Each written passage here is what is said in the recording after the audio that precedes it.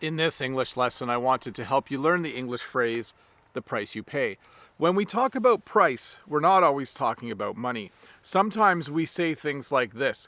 When you are a rock star and you go out, there are usually lots of people at the end of your driveway who want to take your picture. That's the price you pay for being famous.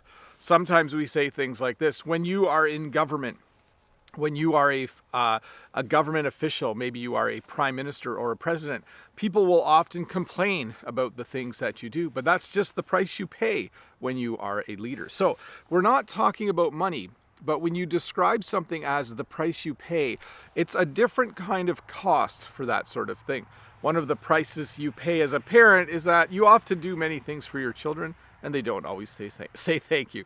That's just the price you pay for being a parent.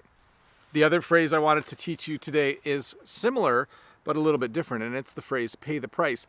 The best example I can think of for this phrase is this.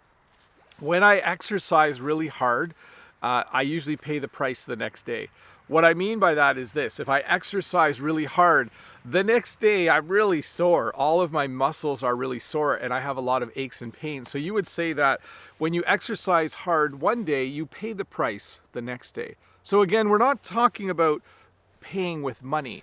There's other kinds of costs in the world. So when you exercise hard, usually you pay the price the next day. In fact, if I was to go and play hockey or go skating right now, I would definitely pay the price tomorrow. I would feel really sore tomorrow if I went skating today. I should do that soon though, shouldn't I? To summarize the two phrases again, the price you pay is usually when you describe something that has a cost other than money. Again, the price you pay for being a parent is sometimes your children don't say thank you for things. And then the second phrase, to pay the price. Sometimes when you do something, you pay the price the next day. So another way to say this would be if you're just mean to people your whole life, eventually you pay the price because people start being mean to you. So let's look at a comment though from a previous video. This comment is from and says, "It's a very nice view behind you with the snow falling during the lesson." So this was from yesterday's lesson where it was snowing.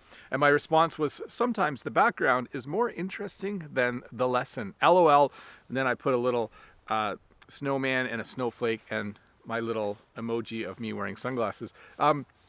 Thanks, for that comment. Yeah, so it was snowing yesterday. You can still see some snow behind me on the ground. I like it when it snows and the snow stays. I don't like it when it all melts right away. But yes, I decided long ago that if I was going to make English lessons on YouTube, two things were going to be true.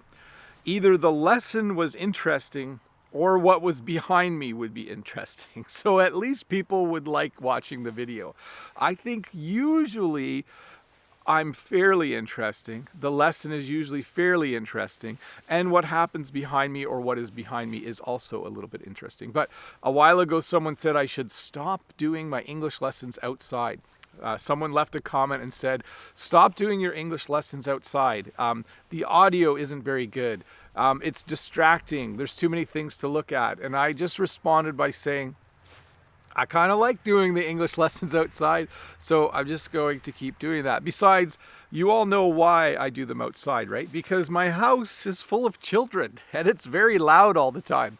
And it's really hard for me to get them to be quiet for a long period of time. They're good when I'm doing my live streams. That's no problem. But I wouldn't want to ask them every day to be quiet so I can make an English lesson.